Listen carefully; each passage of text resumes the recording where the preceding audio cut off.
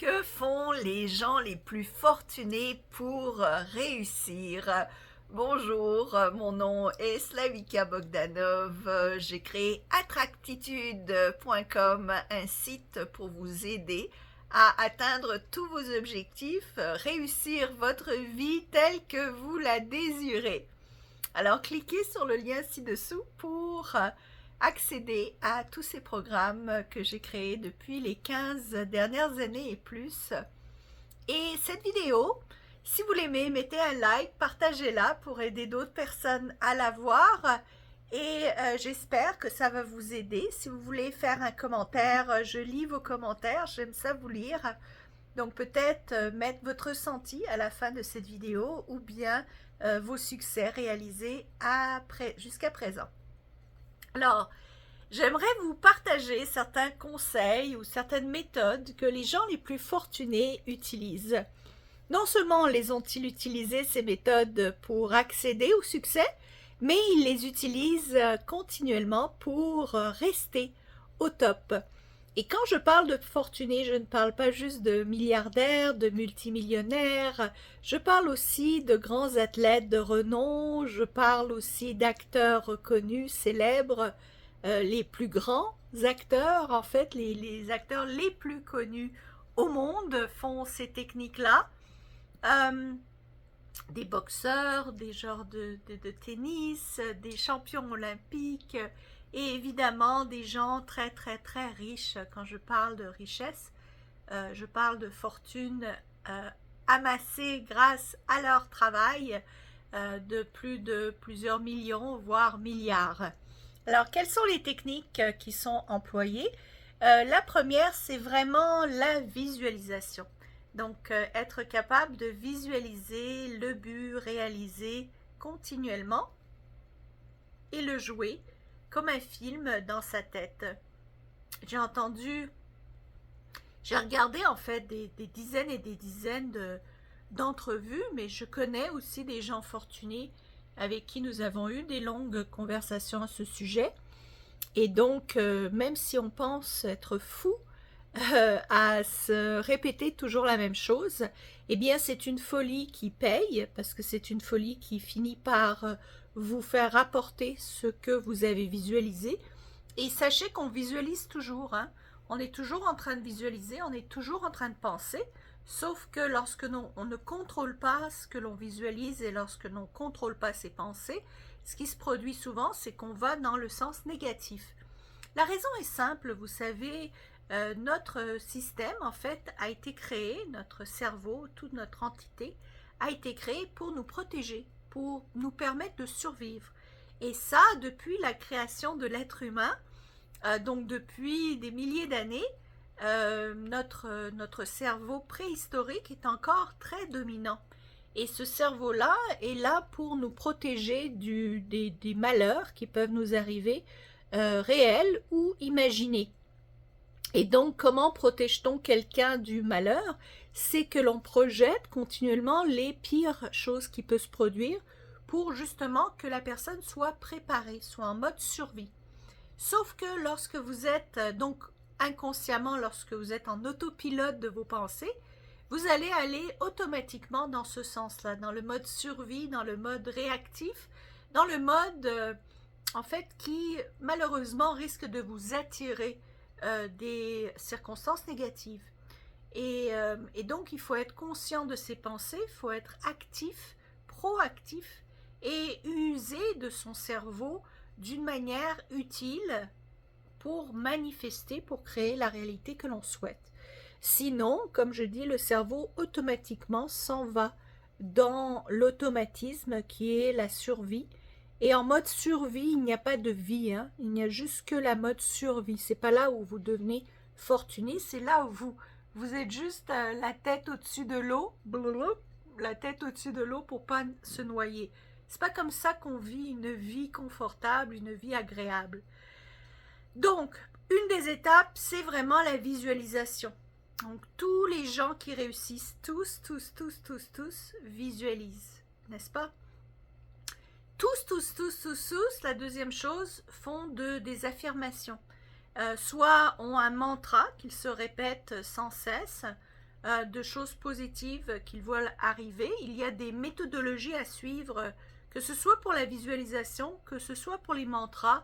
Il y a évidemment une méthode à suivre que tous les gens qui ont du succès depuis des centaines, voire milliers d'années ont utilisé et utilisent.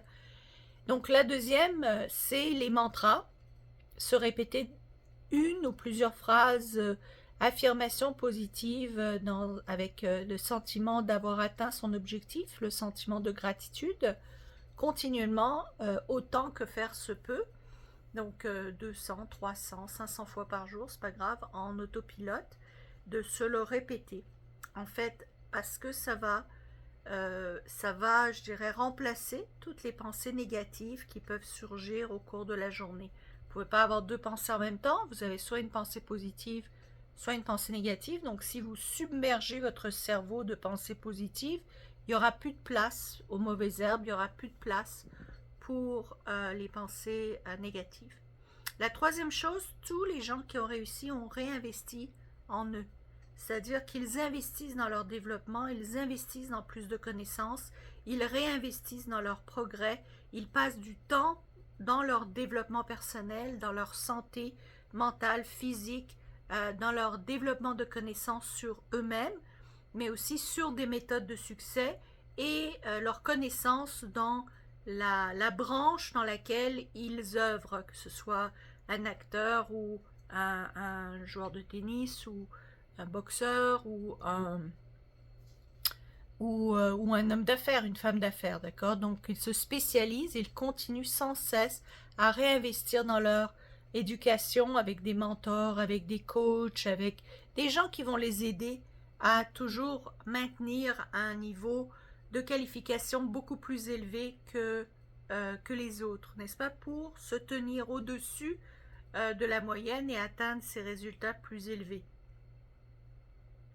Personnellement, moi personnellement, je trouve qu'on a une vie à vivre et moi personnellement, ça c'est mon opinion, je ne veux pas la vivre dans la médiocrité. La médiocrité c'est facile, la médiocrité ne demande pas beaucoup d'efforts, la médiocrité n'est pas très payante non plus, hein, c'est là où justement on vit juste la tête au-dessus de l'eau.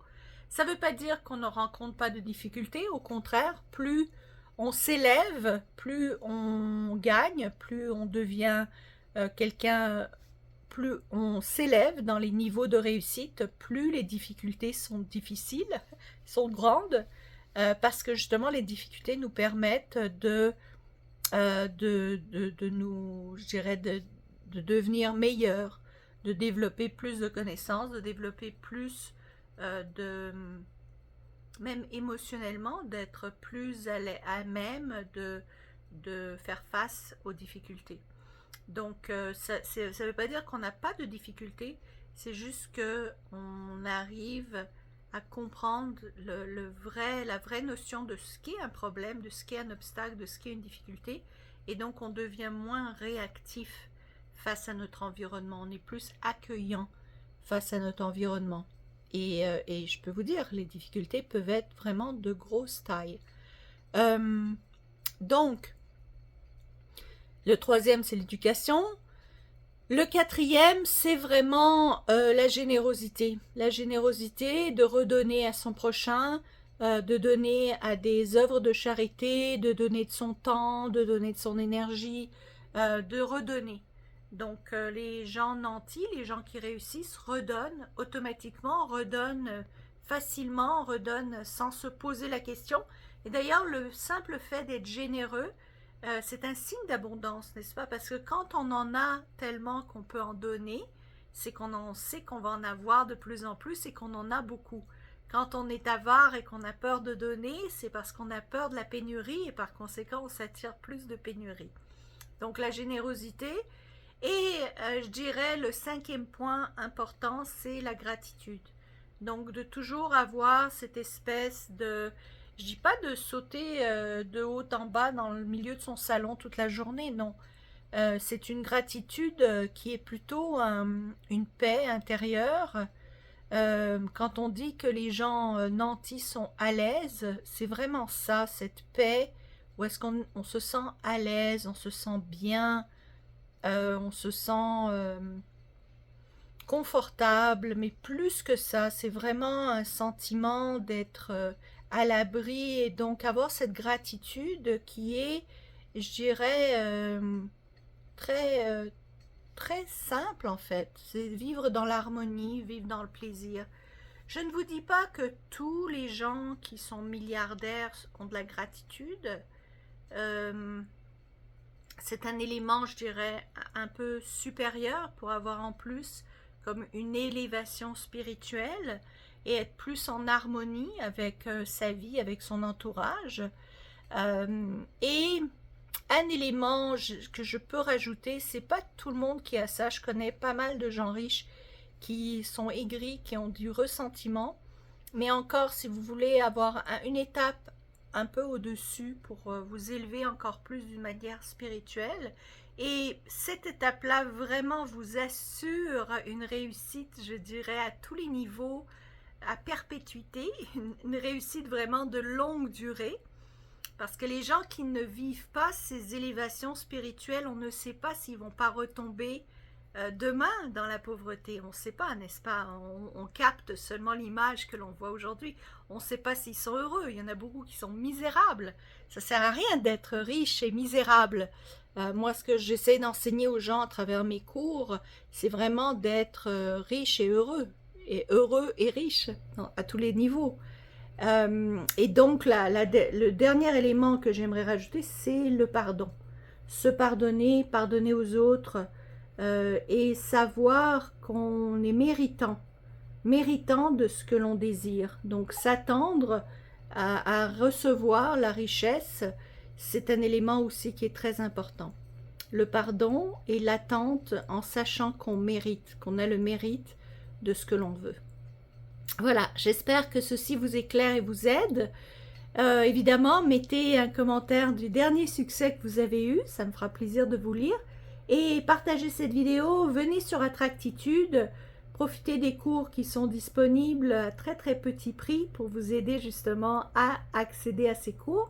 Et abonnez-vous à ma chaîne, comme ça vous allez savoir quand je mets la prochaine vidéo pour vous. Je vous aime, à bientôt, au revoir.